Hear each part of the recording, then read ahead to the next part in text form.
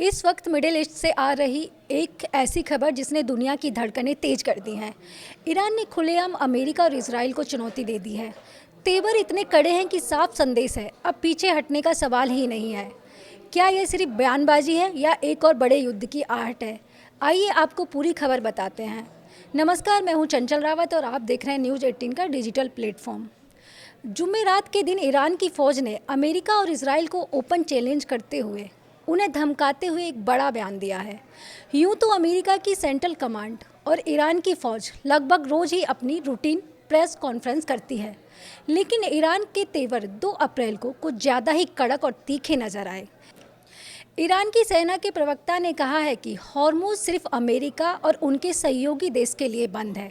जैसा कि हम पहले ही कह चुके हैं कि हम अमेरिका इजराइल से यह कहना चाहते हैं कि हमारी सैन्य शक्ति और घातक हथियारों के बारे में आपकी जानकारी अधूरी है।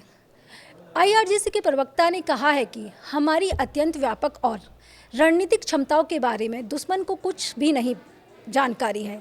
वह गलतफहमी पाले हुए हैं कि हमारे दुश्मन मुगालते में है कि उन्होंने ईरान की रणनीतिक मिसाइलों, लंबी दूरी तक मार करने वाले drone, air defence system, electronic युद्ध उपकरणों और ड्रोन फैक्ट्री के साथ मिसाइल प्रोडक्शन सेंटर को नष्ट कर दिया है।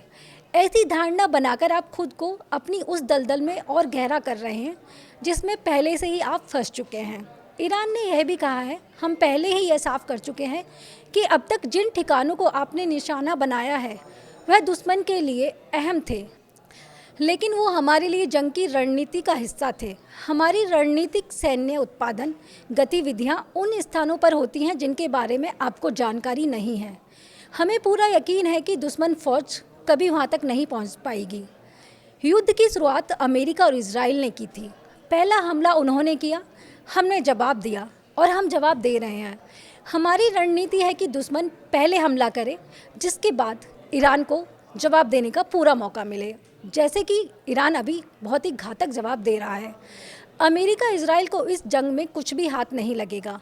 वहीं आगे आईआरजीसी ने अपनी प्रेस कॉन्फ्रेंस में यह भी साफ कहा, हमारे देश के खिलाफ जो हमला और जो नुकसान आपने किया है, यह जंग तब तक जारी रहेगी जब तक आपकी अपमानजनक हार नहीं हो जाती है, जो तय है। दूसरी बात यह भी है कि हम तब तक नहीं रुकेंगे जब तक आप ईरान के आगे सरेंडर नहीं कर देते हैं।